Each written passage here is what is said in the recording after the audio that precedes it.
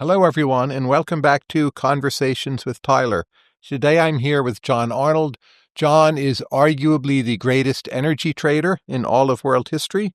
In 2007, he became known as America's youngest billionaire. These days, working with his wife Laura, he does Arnold Ventures, where we're sitting right now, and Arnold Ventures is one of the most important and influential voices and actors in philanthropy. John has done much more. That's just a brief outline. John, welcome. Oh, thank you for that intro, and great to be here.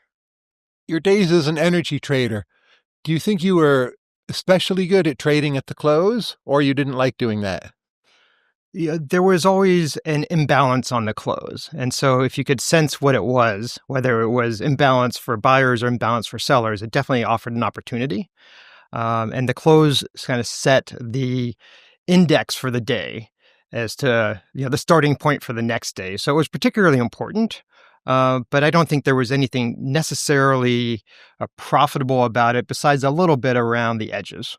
But sensing that imbalance, what do you feel is the skill you had that your other traders didn't have to the same degree? Yeah, I've always had a difficult time answering this question. I think, part of it is trading is a team sport for sure.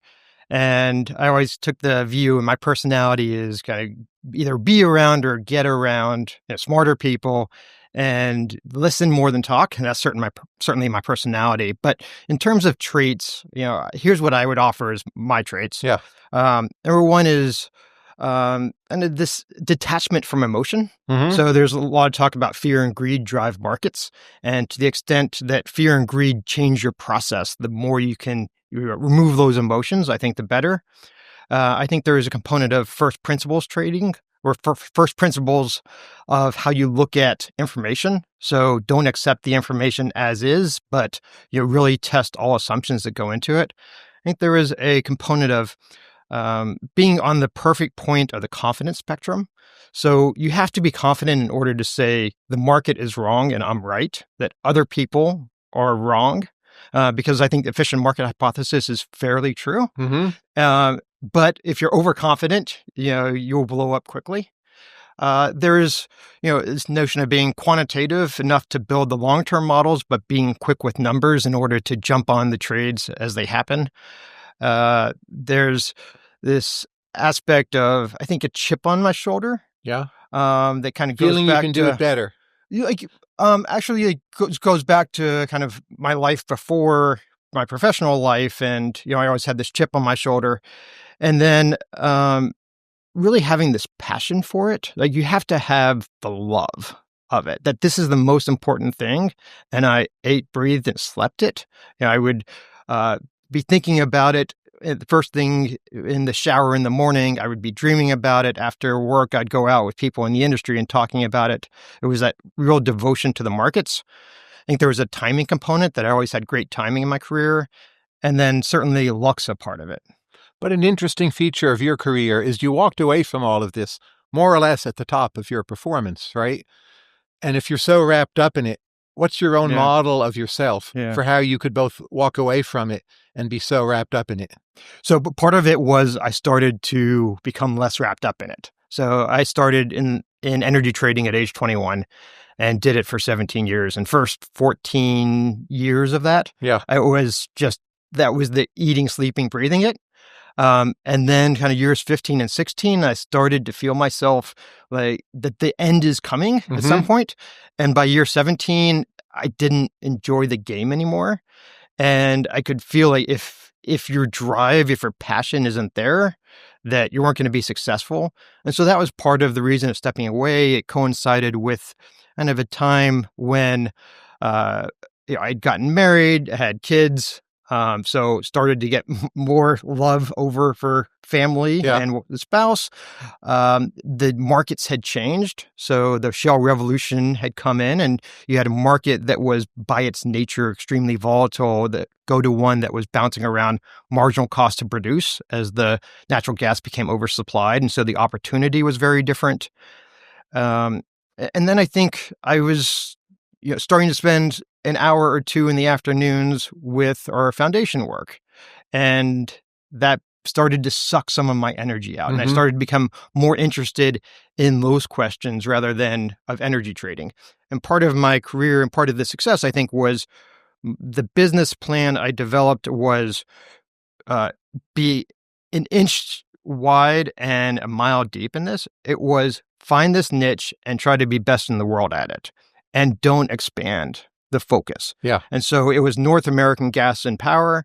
At some point, LNG started to become relevant and put a small team in Europe, but mostly for information flow for the North American gas and power group. There were numerous opportunities to get into oil, to get into metals or agriculture, or start trading energy equities, for instance. And every time I considered it, thought, stick with the niche and just focus here.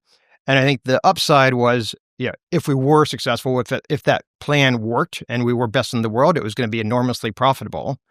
The downside is that the intellectual curiosity starts to sag, right? Just After 17 years, going in not in year 13. Yeah, it was, again, it was like part of it was like the market opportunity. Part of it was my financial situation had changed so much, the personal situation, like this whole combination of things, the regulatory situation had changed. And in your niche, do you think the skills needed to be a commodities trader in particular are different from other kinds of trading, or it's just the same? I think it's pretty similar. One of the great things about the natural gas industry for a long time, and it's still largely true now, is it was a closed system, right? And you could kind of figure it out. And it also had this forcing mechanism twice a year that the fundamentals had to align with price, more or less twice a year, kind of at the end of the injection season and end of the withdrawal season of gas. And so where price could deviate away from fundamentals for a time period, it had to come back at a certain time. And so it was a system that was conducive to being modeled. And, apply smart trading on top of that, and it created a lot of opportunity. Why did you go to Vanderbilt? So I grew up, I was always smart, but not motivated in school. I was interested in other things. And so like sports, like business. Yeah. And so I had this baseball card business from an early age that was pretty successul, and was just interested in different things and wasn't interested in academics. And so I always did enough work to get the A- in school. But I thought I was really smart. And so I was winning in math competitions, but I met my grade in math class wasn't the best, right? And so schools don't like that. Yes. And when I applied to a number of Ivy League schools, and thinking that was the right fit for me, and got rejected from all of them. And, then it was like, what do I do? I really wanted to go to the Northeast. This kind of had its origins in my interest in business, my interest in really making money. I remember telling my parents that when they would ask, what do you want to be? And I'd say, I want to be a millionaire. And that's not a job, right? You got to go learn a business, learn a skill set to become a millionaire. Like, no, I want to be a millionaire. And, in 1989, the book Liar's Poker comes out. Yes. And you read the book and you love it. And I read the book and I love it. And, the famous phrase in there is equities in Dallas, right? That's Siberia in the finance industry, right? And here I am, I'm growing up in Dallas. So like the two things were like, I got to get in this game. This is where the most competitive, the most fun game is. And it's New York. It's not in Dallas, right? So I got to head up to the Northeast, and I wanted to do that going into college. And didn't have that opportunity. And Vanderbilt ended up being the best place I got into. And at the time, it was, a very different school. It was much more of a regional college at the time. I remember when I applied, I think the acceptance rate was 44%. Incredible. Now, Ken Rogoff, who's now an economist, he still misses playing chess, though that was decades ago for him. Do you still miss trading? And sometimes you'll wake up and you'll be thinking, what's my trade? Or it's just over? So my big fear when I stepped away was, will I find something else? Or will I, but you have, go back? Right? And I have. And so that was the very pleasant surprise, because I had seen a number of people who stepped away because they were burnt out, because they, wanted to go do something else and not find, something of passion, outside of trading and go back to it. And so that was my big fear almost, was that I would get pulled back into it. And I still trade a little bit from my own account, but I never for one moment since I stepped away thought that that was the wrong decision and that I wanted to go back to managing other people's money and doing it as a full-time job. If you think about the culture of a successful trading organization, and you've been in several, what is unique or striking about those cultures? The irony is, there's the trading floors are known, especially in the 90s and 2000s, kind of known for this very boisterous atmosphere and boys club kind of with bordering on sexual harassment for females and people throwing phones, whatever.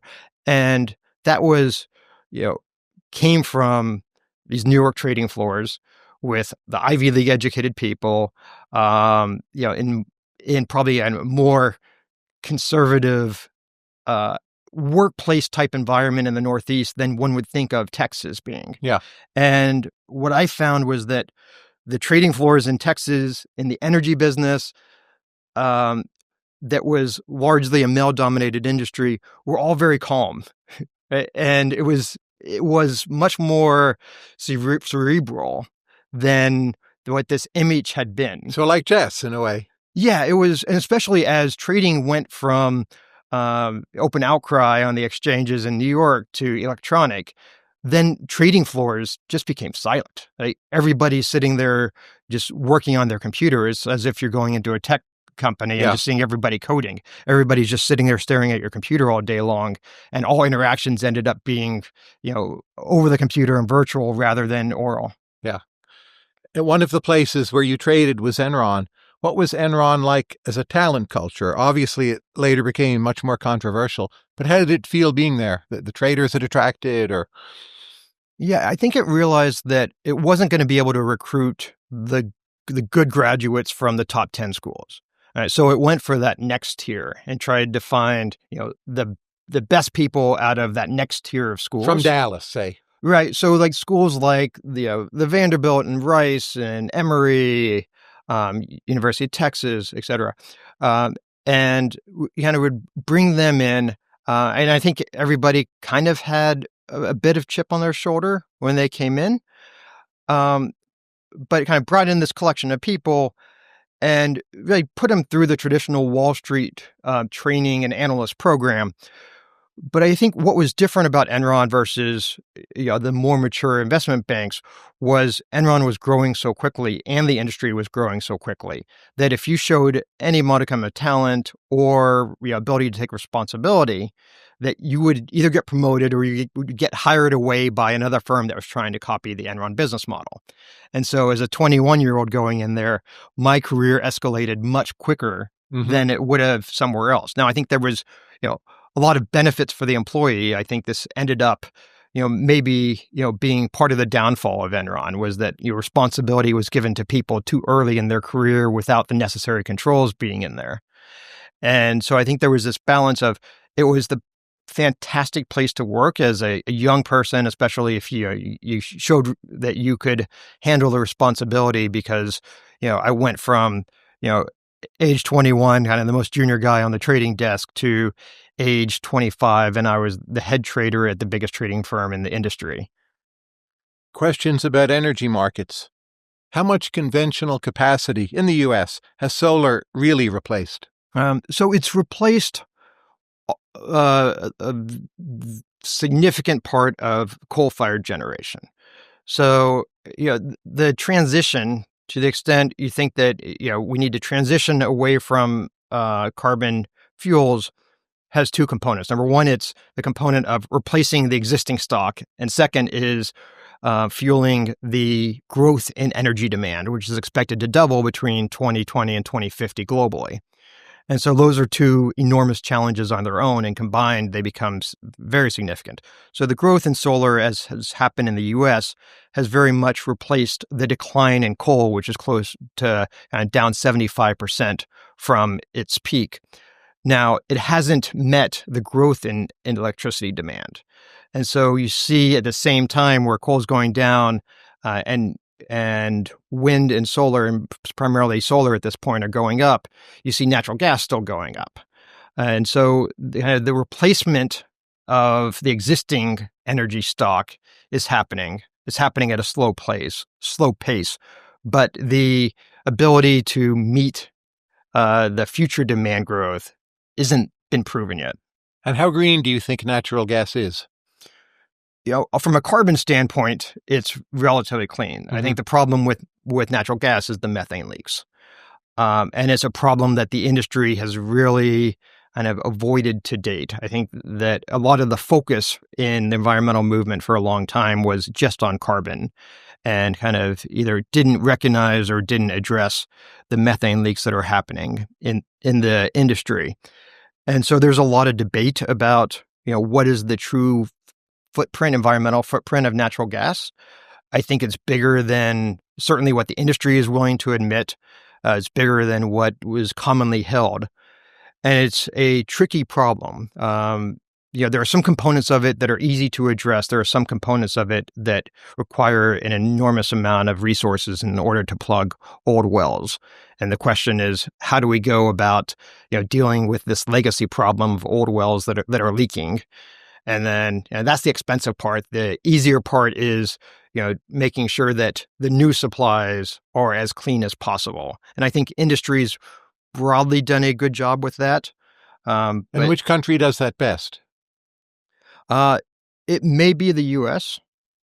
So we were part of putting a methane sat as a project that EDF led to survey the methane leaks globally. So there's a fair amount of activity today on measuring methane leaks in the U.S., where you have access to the property near fields, and companies themselves are starting to do it. And there are some regs about it.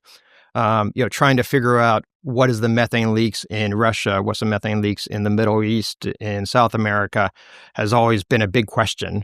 And I think as that data is coming in, we're seeing more and more there are very significant problems in those countries. How are the land requirements for solar going to work out?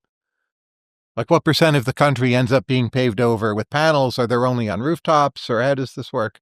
Yeah, it's probably utility scale. So it's probably on the ground in places where the value of land is low. So rural Arizona will be covered. Yeah. Well, so there's the issue of, the first megawatt of solar you bring on the system is very easy to bring on. Right? You can do it right outside of Phoenix, right next to an existing transmission line, and you're just displacing a little bit of natural gas gen during the day, right? And as you build more and more, you start to have the duck curve, and you start to have hours when solar is producing all of the electricity during a certain hour, and the value of power during that time is zero. And so the question is, if you're going to build more solar in those areas, you either need to add battery to take that from daytime to nighttime, or you need to build transmission so you can move that energy someplace else. Say there's a major volcanic event, there's a lot of ash in the sky for 2 or 3 years, so solar needs a backup. In the meantime, before the volcanic event happens, and of course that's quite rare, how much do we need to be up and running with the backup energy infrastructure? Like what do we need for a reserve capacity in case the solar goes down? Good question. It would be difficult. It's doable today. I think as solar continues to grow in market share, both in the U.S. and globally, it will have to be met with some type of battery or significant battery resource. And that's part of the economics of solar now, is that it's not just sticking it right outside of Phoenix, but it is solar plus transmission or solar plus battery. The question of what happens in that type of event, it would be difficult. Now we have, the existing energy infrastructure is still largely around. But it will dwindle over time. It will dwindle right? over time. Is there some market issue? So say the volcanic event is only once every 150 years, but sooner or later one happens. And in the meantime, you need economic incentives for the gas or the nuclear to be ready. Yeah. And does our government just keep on paying for those for 149 years in a row until the catastrophe comes? No, it's a great question. And I think this is why nuclear, and particularly next-gen nuclear, is considered the holy grail, right? You're not constrained by location. You're not constrained by, is the wind blowing? Is the sun shining? And it's a clean resource. The problem today is just economics. that in order to develop the kind of current generation of nuclear, it's extraordinarily expensive. And next generation, either small modular fission or fusion, or both, have a number of both technological as well as unclear economics and how they compete. And so I do think this question of, how do you do this transition in a manner that maintains affordability, but continues to get cleaner and lower emissions over time, is a complex one. And I think it's one that the environmentalists probably oversold 5 years ago and said that this was going to be an easy transition, and it's certainly not. Just the scale and scope of the energy system is enormous, right, as you're pointing to in your question. And the need for backup, the need for a diversity of fuels and how they complement each other is real. And you can't replace that just with the intermittent resources we have today plus battery.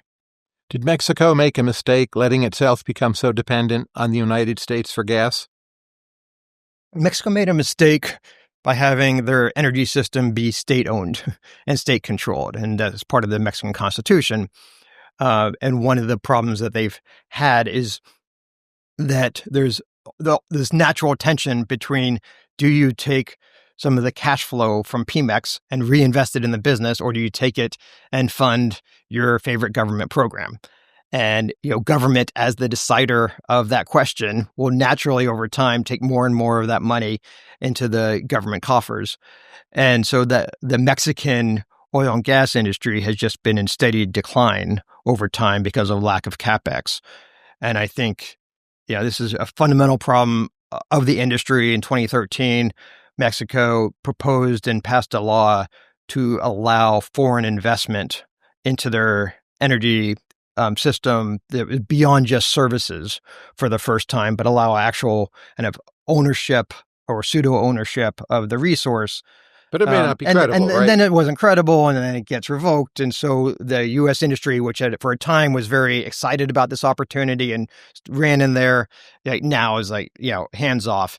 And so that's why Mexico is deteriorating, although they have enormous resource, they're not using it to their ability, and they're becoming more and more dependent on places like the U.S. And what should Canada do better? Canada has, viewed itself as having a permanent ally in the United States. Yeah. Right? Yes and no. And, has become dependent upon exports into the United States and access to the United States market for its surplus energy. And that creates, a lot of risk, as you're seeing today. It created risk, during the Obama administration, whenever that administration rejected the Keystone Pipeline. And so you had trapped resource in Canada, and it's hard to get it to the West Coast and kind of go over the Rocky Mountains. And so And the problem there is the mountains, or it's the governments, or the provincial barriers to trade, or what stops them from having their own pipelines to their own coasts? There's been proposals to do so. I think part of it is the mountains. Part of it is, the provinces have very different views of oil and gas. Mm-hmm. And BC wants to be more green. BC wants to be more green, and they're the coast, right? And Calgary is very much kind of a mini Houston, right? And has similar values as Texas and Houston. So kind of the energy producers and the energy consumers often end up on with different ideologies on this. And so part of it has been government, part of it's been logistics and cost. And are they going to solve that problem after, the Trump shock, or are they just going to stay put and suffer? I would think that they're going to try to solve the problem. And what does the solution look like? You go to the Atlantic coast, or you browbeat the British Canadians, or Colombians rather, or? I think the difference between the environmentalists and the energy producers has shrunk over time. I think there's a realization from the energy producers that cleaning the system over time and trying to minimize emissions is a positive, and that there's a business around it. I think the environmentalists have realized that this is a more difficult problem, and that natural gas in particular is going to be part of the electricity sector for a long time. It's hard to see how you transition off of that in anything but the very long term, and that oil has a very large component of the broader energy system as a transport fuel and as a industrial fuel for a very long time. Is carbon sequestration going to work, or it will just always cost too much? It's probably going to always cost too much. With advanced market commitment, does that help at all, or it doesn't really matter? I think the question is, does society want to allocate those resources for that? And the problem of who pays for it, given that the benefit is global. What's your most optimistic scenario for the U.S. energy future from an environmental point of view? Something that could plausibly happen. I think next-gen nuclear, if we can overcome the technical hurdles, if we can overcome the economic hurdles. But isn't NIMBYism the biggest hurdle? The others I could imagine overcoming pretty readily. But I live in Fairfax County, which builds a fair amount. People there just don't want nuclear. It's irrational, but I'm not sure they'll change their minds. It could be called fusion. It's still nuclear to them. Yeah, I've been surprised. That was my prior 5 years ago. I've been surprised at the number of jurisdictions that are inviting these next-gen nuclear companies to come. Texas, for instance, just passed a bill creating new incentives for nuclear companies to come and build their first plants and pilot projects in Texas. So you see jurisdictions that are choosing to take the economic growth associated with it and that have more of a building culture and say, come here. And then I think as things get proven out, then the question is, will the Fairfax counties of the world, see what's going on and become more agreeable to having that? I think it's very similar to self-driving cars, right? There's some jurisdictions that say, come here, right? We want you to come test, and this is what's happening in Texas, right? These companies, we want you to come pilot your projects here, and some jurisdictions are saying, no, prove it out, and then we'll talk. My nightmare is that even Texas becomes NIMBY. You see this in Austin already, right? Houston, Dallas will become more like the rest of America over time. Maybe even San Antonio someday, El Paso with more time. I think you're right. I think you are seeing more NIMBY that's happening today. It is getting harder to build a intrastate natural gas pipeline in Texas than it was 10 years ago. You're having more debates about kind of transportation infrastructure. There's been this line proposed from Houston to Dallas with private money that ended up with this big NIMBY debate and farmers, complaining about eminent domain on their property. And so I think certainly on linear infrastructure, that's true. We haven't seen it yet on things like housing and the NIMBYism on economic plants or industrial plants coming to Texas. Texas has the door open and is welcoming of that today. What do we need to do to fix the grid? And is that just impossible? It's not impossible.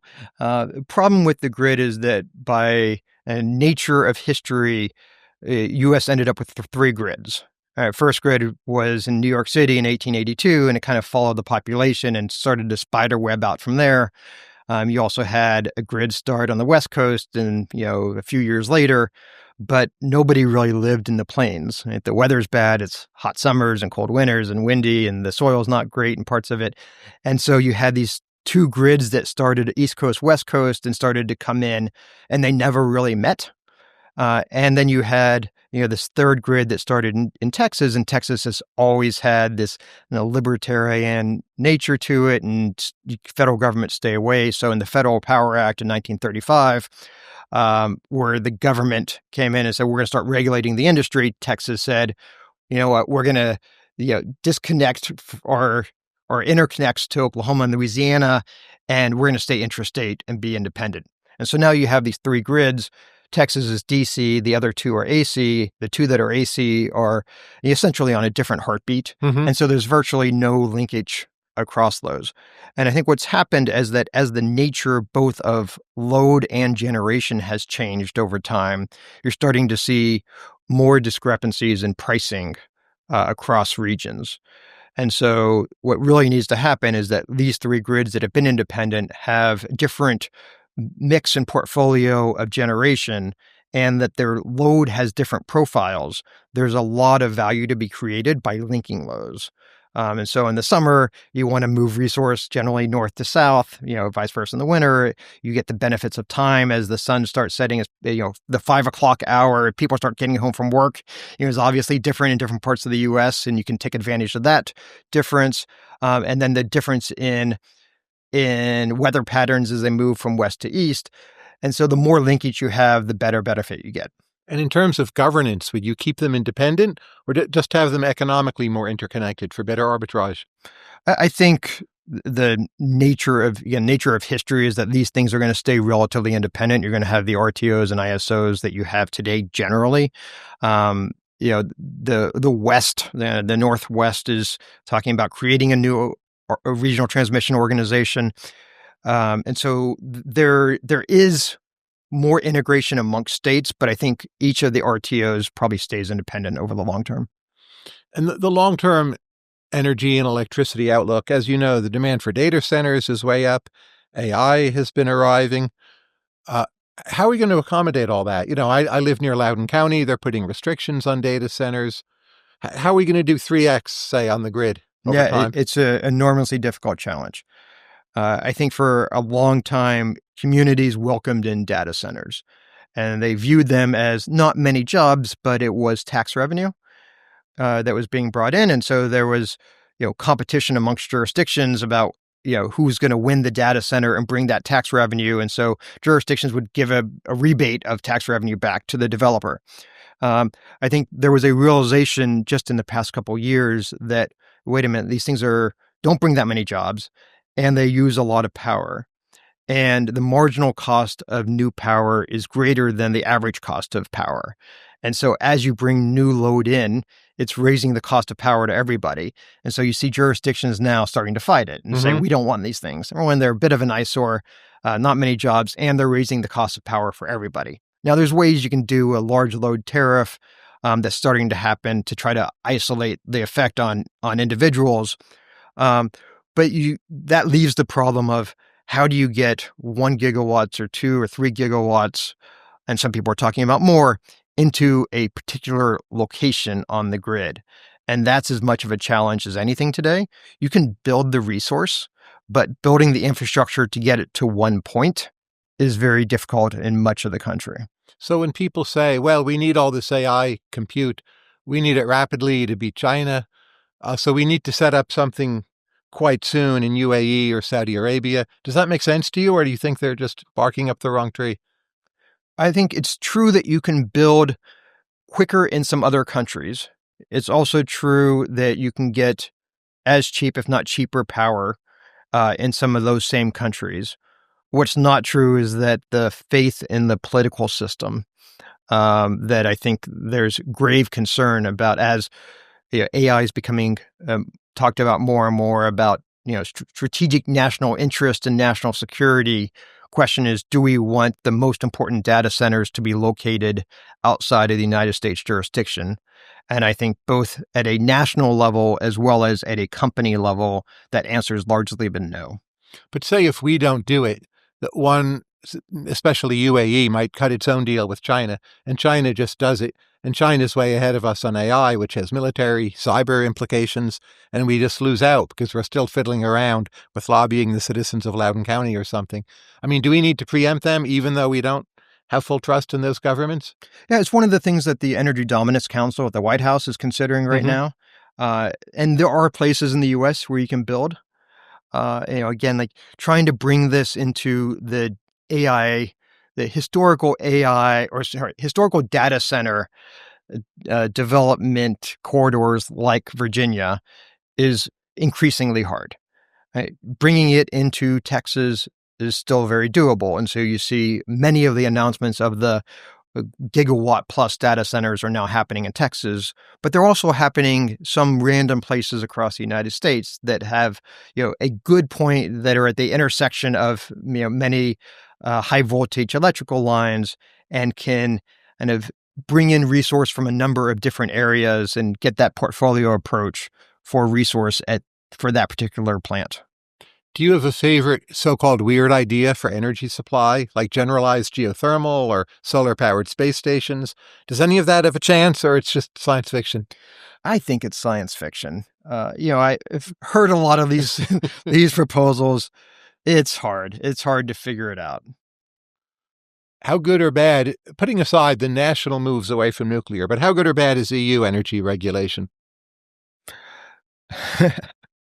um, Look, it's hard to isolate the shutdown of Russian supplies into the EU in terms of what would uh, their energy system have looked like absent that. And so, I think one question is, do you want to have an N minus one, that is, like your largest supplier goes away and have that risk, have that type of effect on the system? And was that a foreseeable possibility that they should have planned for? I think that's a reasonable proposal or hypothesis. I think the question is, the more backup and redundancy you build into the system, the higher cost it is. And so there's frequently this trade-off between reliability and cost. Like we have it in Texas, you saw after Storm Uri, and the Texas legislature still is debating about, what reliability do we add and what's the cost of it and how do we find kind of the perfect balance of it? And the answer in Texas is different than the answer in Virginia, right? Or the answer in Europe. And so I think it's easy in retrospect to say, Europe regulations failed. I think it's harder to say that, had you gone to Europe 5 years ago and said, do you want to build redundancy in case Russia supplies completely cease or down very significantly? And do you want to pay for that? I'm not sure what the answer would have been. Yeah. What do you like best about living in Houston? There's something dynamic about being in a growing area. And I have a house in a Colorado mountain town, and it's fantastic, and it's beautiful, and the weather's great, and it's a bit stagnant as well, right? And you have the growth and dynamism in Houston. Houston doesn't have the natural beauty, it doesn't have great weather, but it's a place that is only going to succeed if it works, right? And so government's responsive, and people go there because of the opportunity. I think it's been easy to build. Texas has had this libertarian culture and low tax culture that's encouraged businesses to come, which then encourages people, in their productive years to come. And so many of the first generation professionally, both blue collar and white collar, have chosen to come to Houston for the opportunity. I was at a dinner with friends the other day. I think there were 10 of us around the table. Every one of us was first generation to Houston that had come for the opportunity. And so none of us had our high school friend networks that we were hanging out with. Yeah. It's a very welcoming city. I think the ethnic diversity and the fact that the diversity is intertwined throughout the city.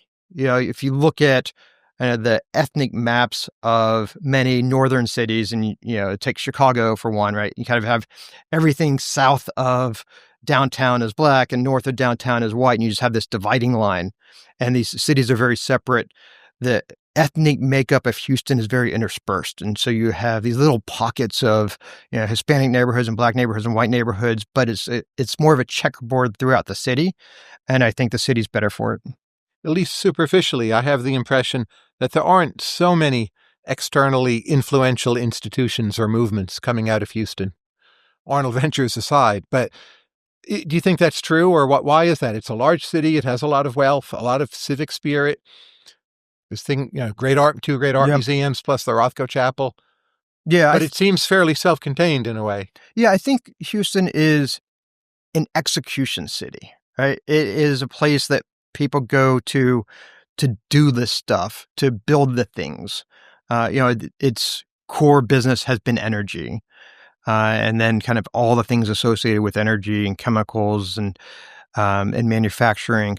And so it kind of has the blue collar roots to it, but then also has, become the magnet for corporate headquarters in this space. And so, even a generation ago, 20, 25 years ago, the energy industry was much more dispersed than it is today. You had parts of it in Dallas and Tulsa and Oklahoma City and Denver and New Orleans and a little bit in LA and New York. And much of that has congregated to Houston. And so, I agree, like, Houston has not been on the forefront of movements. It hasn't been historically an inventing city. It's been a manufacturing and execution city and more of evolutionary improvements rather than revolutionary improvements. Now, you live in an Alexander Garland-designed modernist house, and he once said in an interview, and I quote, "To live in a modern space requires discipline. If one or two things are out of place, it just destroys the whole balance." And then someone said, well, this is why people don't want to live in modernist homes, because they're messy. And then he said, quote, "Not all lives are messy." How do you feel about this, living in one of his houses? It takes a little bit of work, for sure. It takes a lot of work. I love it. My wife loves it. Our kids, I think, would prefer the messy house and would prefer things not to kind of feel like you can't touch them. We have parts of the house that are more formal and parts of the house that are more informal. But I do think there is a component to that of, if a house looks worn in, if a modernist house looks worn in, it starts to degrade quickly, and the aesthetic value of it starts to degrade much quicker than a normal house. And so it just requires a lot of maintenance and upkeep. And can you do Houston hurricane protection with a modernist house? Is that a contradiction, or it just works? No, it works. It works. I think building materials today are extraordinarily good. And so, any house that was built in the 21st century can withstand, the vast majority of any type of windstorm. What makes a really good Picasso better than a middling Picasso? I think the amount of work and effort he put into it. There were some paintings he did where he worked on them for 2 years. And there are some that he did in a day, and that he would just wake up and, pump something out. And this, it was especially true later in life. I think, as artists get more successful and kind of get lazy and get wealthier, and the market starts to take anything that they pump out, the quality of work will tend to decline. And what's peak Picasso for you? His Cubist period, where it was, kind of mirroring kind of abstraction with figuration oftentimes. And that's very much a kind of a core thread throughout my collection, is kind of that intersection. And I think just the revolutionary components of Cubism is one that I very, very much appreciate. A lot of our Silicon Valley friends, they strongly dislike modernism, and they think it's a kind of corruption or even perversion, or it represents decline of the modern or contemporary world. What is it you think they're missing? I've always been drawn to things that are timeless, that were created at a moment in time. And I think that's what great art is doing something that's relevant to the moment. And then there's only a very limited subset of those things that become timeless, that are still relevant, in a different moment and a different generation or a different century. And I think those are the truly great objects.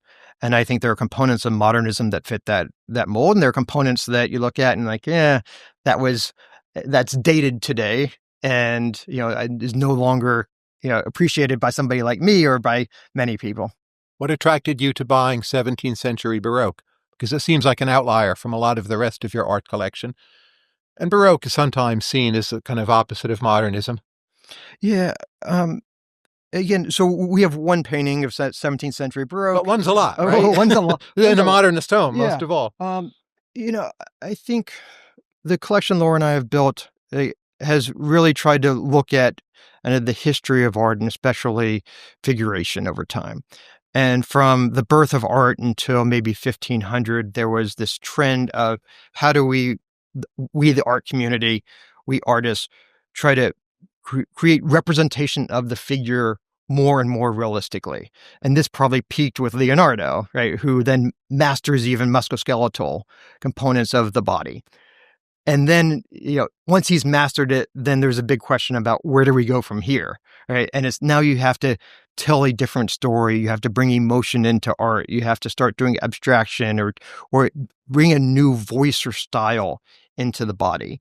And so I love that arc of art history of, trying to perfect the body and then trying to move forward. And so we've built this collection of objects that are largely around kind of the figuration, and as you go from the perfection of it and then to the abstraction of it. And so the 17th century Baroque is, again, kind of a moment in time that's part of that arc that then kind of helps tell the story of the collection. And I think the great challenge we have is we need pieces that talk to each other, right? You can very much end up with clutter by putting together pieces from different cultures, different time periods, different media that don't speak to each other. And how does African sculpture fit into this picture? So African sculpture, of course, was very inspirational to a number of modernists, Picasso, number one, right?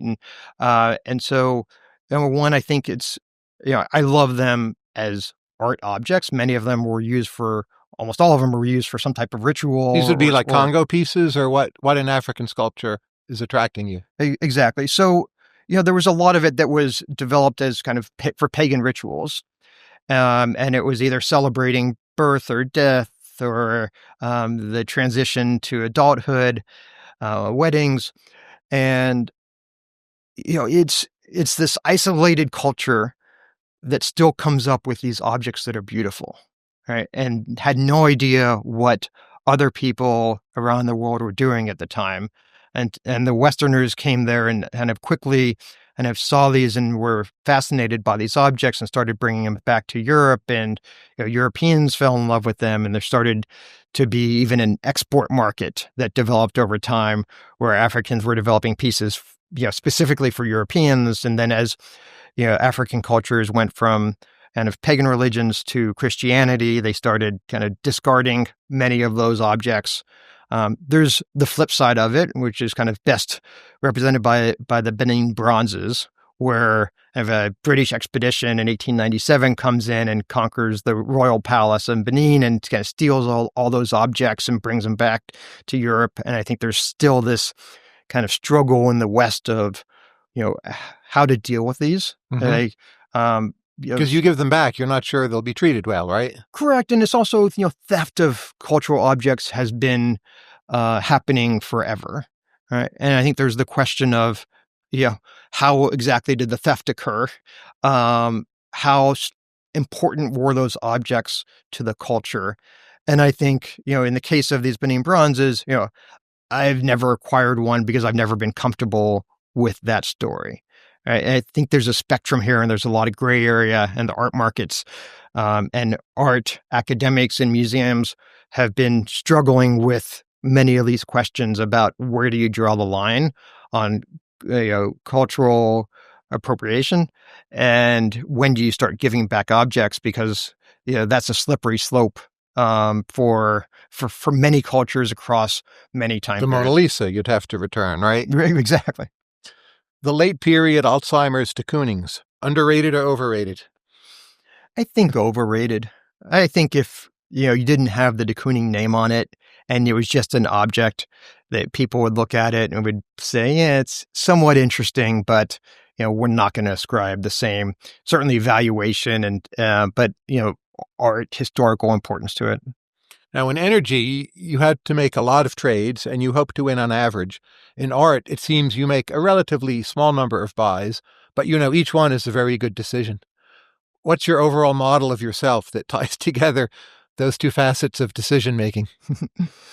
Art's hard once your walls are full, because then, not only is the question, do I love this piece? But do I love this piece more than the piece I love least in my collection today? And that's a higher hurdle sometimes, all the time. Trading was and is a great industry because of the immediate feedback loops associated with it that are very rare in most industries. And probably I'm on the opposite one today in terms of philanthropy, where you have extraordinarily long feedback loops. And those feedback loops, I think, drive improvement because you can see what's working, what's not. It also creates much higher stress. And so I've appreciated that I had that moment of my career where I had that, strong feedback loop and high stress level. It's not something that I thought was sustainable for my entire life. And your skill and decision-making at Philanthropy, which is done with your wife, Flora, how does that fit into the schema? It's more like trading, more like buying art, something else? I think there's a lot of similarities to like private equity or venture capital, right? This is mostly a money allocation of venture. We have some components of being an operating foundation and a lot of internal expertise on areas, and we do a lot of consulting with policymakers internally. But the majority of the effort is in making grants. And so the question on making grants is very similar to the questions of making investments. It's what field do I want to be in? What team do I want to back? What's their theory of change? Do I believe it? What components of their organization do they need help in? And do we need to supplement or require them to supplement with our resources in order to maximize the chance of success?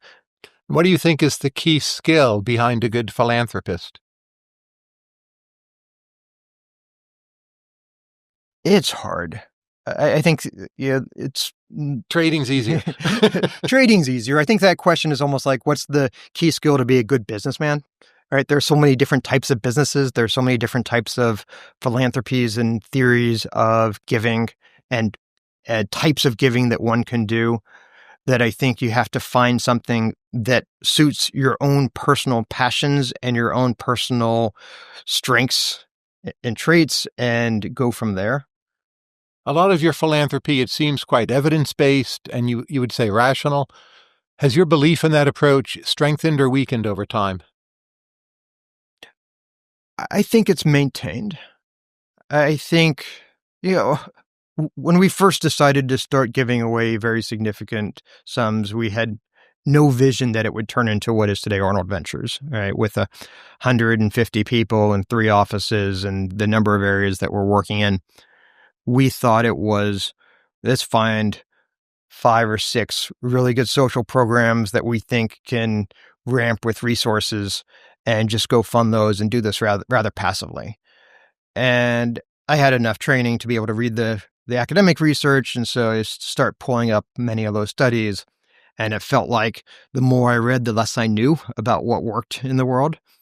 And that certainly led to this question about what is evidence? What is the integrity of the evidence that's being put out there to try to convince people to give them money, either policymakers or funders? And then it led to this question that philanthropy is going to be a lot harder, especially the way that we wanted to do it and the impact that we wanted to have. And that it was going to take this effort around that. The core focus of it was around developing better evidence and trying to increase demand for evidence from funders, again, both public funders as well as private funders. And that's been the core theme of our work ever since. Do you think other funders now demand more evidence, or that's failed? I think they demand more evidence. I think there's also more poor quality evidence out there, right? The supply has met the demand. And so we started this whole line of work about what we called scientific integrity, right? Kind of academic integrity on how do you improve the process and the incentive system of academic research. Because there was this realization we had that everybody in the chain was incentivized to find the positive result, right? Whether it was the funder, the academic, the university, the journal, or the popular press, everybody wanted to find and publicized the positive result. And so there was a lot of positive results that were coming out that were either done with kind of low bars of integrity and quality, or kind of at the extreme end, and this is relatively rare, but bordering or absolute fraud in the industry. Let's say I'm a person of great means, and I come to you, I say, John, I think prison is immoral, but I don't want to just release Charles Manson. Where should I put my philanthropic efforts? What do you tell them? What have you learned? I think there's this fundamental question of if somebody's going to get released from prison, which 95% of the people who are in the prison system today are going to get released back into society. Do we want that person to have spent the past 10 years in a gang, fighting for their life, doing nothing productively? Or do we want that person to have been, working on education, working on skills, have been working on their addiction, et cetera? And I think 100 out of 100 people will choose the latter. We have a system where the political economy of putting money into the prison system for most jurisdictions is very low. And so much of our prison system actually looks like the former, where it's become the largest mental health institution, the largest place for people with addiction, the largest place with people who have a lot of time on their hands and are underskilled and undereducated and don't get any improvement in those things. And so I think the real value add is how do you improve conditions within prisons? And is there a structural reform that would boost the incentive to do that? Or you just think telling people they should improve the conditions is what we should be directing our efforts at? So, I think there's, and what we're very interested in, haven't gotten all the pieces together yet, is kind of the equivalent of the charter school, but in prisons. Like, can you get a nonprofit to run a prison and try these things? And that nonprofit can supplement the standard money that's coming in from the public sector with private donations, and probably kind of a greater focus on volunteers coming into the prison, and just try this as a model, as a prototype, and see what the effects are, and then do a long-term evaluation as to what happens to the people when they return to society and what's the impact on the economics as well as recidivism, and do the long-term cost benefit on a financial basis, and try to see if you can prove that this is a appropriate model for the public to start funding. Let's say we put you in charge of everything. How do you fix our tax laws? You can just do it. You're Congress, you're the president, you're the Supreme Court. Yeah. Big question. We have a system today where I think it's easier to turn dials than to start something new. And so we just have these dials that have existed because they've existed. They were kind of easy to do historically, and so that's what we do. And so things like Peruvian taxes, which kind of most people agree that you would like to do things that you would like to tax things that are bad rather than tax things that are good, are extraordinarily hard to get started in the U.S., and whether that's on carbon or things like sugar. So I think that's one. I think a second is, I think you'd rather tax things that tax money that has been made in the past than tax money that's to be made in the future. I think there's fewer distortions. And I'm not talking about a wealth tax, which I think is not able to be implemented. But I think kind of the step up in basis that we have today, where for capital gains, exactly, say. I think is like the original sin of the tax code. I think there's real questions about, how should endowments, including private foundations, which is kind of this legacy of power because money was made in the past or money was contributed to an organization in the past. The tax code then gives favorable treatment to that. And you have organizations that are strong, that are well-resourced today because they were strong historically or were funded by somebody who was successful historically. But the tax code kind of makes those organizations stronger for no good reason. And I think there should be kind of a public test that those organizations should be required to, if they're to maintain their influence, to convince new resources to go to them rather than just get a tax benefit. So the 5 to 6 spend down requirement for foundations, is that the right number? Should be higher? I think it should be higher. And the donor advised fund out, that should be eliminated or kept? That should be eliminated. So if it's not 5 to 6%, what should it be? I think the number should be a little bit higher than the expected financial return. or kind of the expected real Which financial imposes the return. test of bringing in new money. That's the key thing. Exactly. That these organizations, including my foundation, should get weaker over time and not stronger. Electoral reform, political reform, and I mean the systems by which we choose leaders and policies. Do you have favored ways you would change those? Yeah, I think a lot of the original sin of elections and the electoral system in the U.S. is the primary system and non-competitive races, between the parties. So the vast majority of House seats, the only competition happens in the primary. The person who's more likely to show up in the primary is more extreme than the average or median Republican or Democratic voter. In many jurisdictions, the independents are not allowed to vote in the primary. There's more money that comes in from the extremes. And so you end up with a legislature, Congress that is more extreme than the people are. And the independents or the moderates are very much underrepresented in today's political system. And it eliminates a lot of the incentive or creates disincentive for internal party debate. So we should do single transferable vote or something else? I think nonpartisan primaries is... But that will end up working like single transferable vote because you have to rate then 4 or 5 people, exactly, right? Yes. Yeah. Ireland does that, as I'm sure you know. While it seems to work fine, is there some big advantage they get from that? Parts of Australia do it. Again, it works fine, but I don't look at those places and envy them. Right. And I think there's no silver bullet in this stuff. I don't think there's any electoral reform that's going to solve all the problems. There's a lot of it is built in. A lot of it is things like, the media incentives, human nature as to how we like to take information and prefer to criticize the other side than to do real criticism of our own internal beliefs. And so this stuff is marginal, but I think the importance of the electoral system is so great that marginal benefits have significant impact.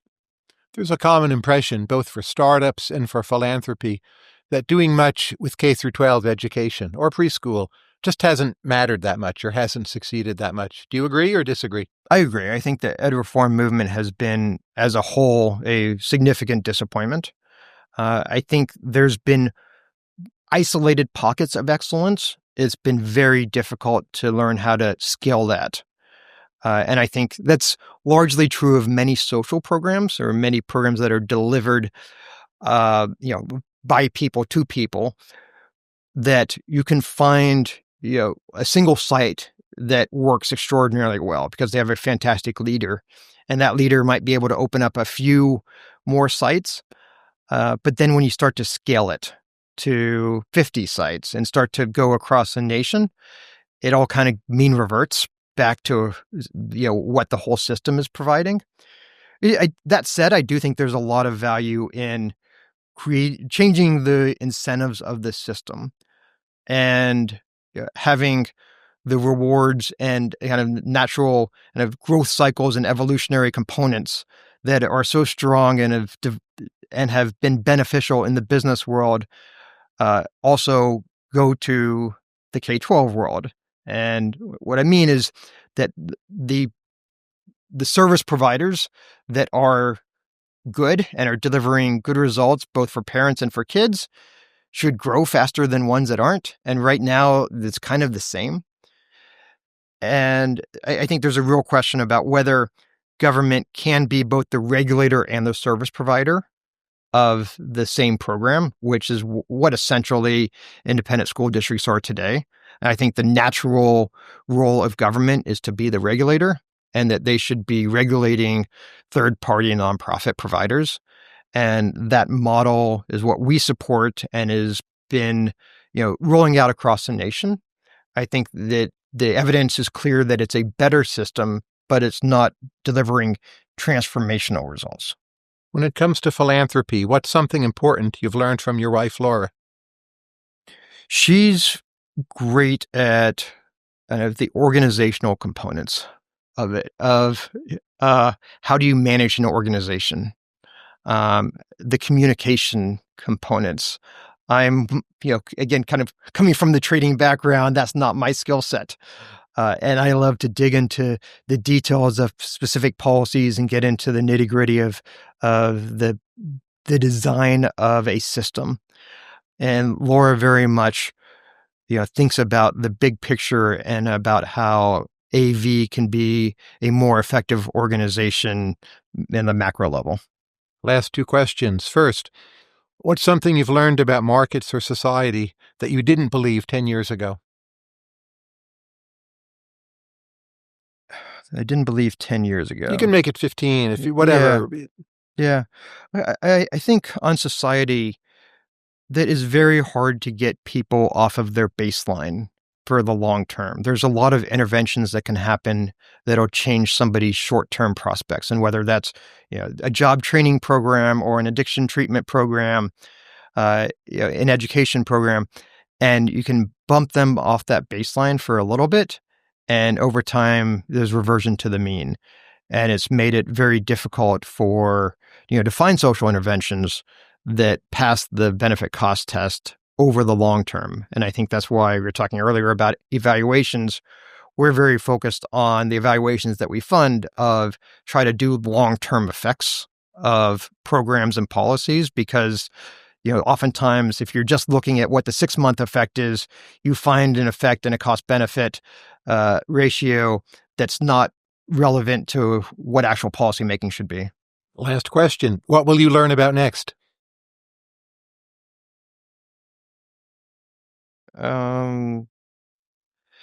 I think we're really digging into housing policy and housing finance. And housing finance is one of the most complicated issues that I've seen in this space. And trying to understand it at a superficial level has given me no insight. And so I think it's one that I really need to spend some time in, as we start proposing how to fix these systems. Part of it is we can't just complain about that the existing system is too expensive and too slow, but have to have real specific and tangible policies about how to change it, how to improve it. John Arnold, thank you very much. Thank you.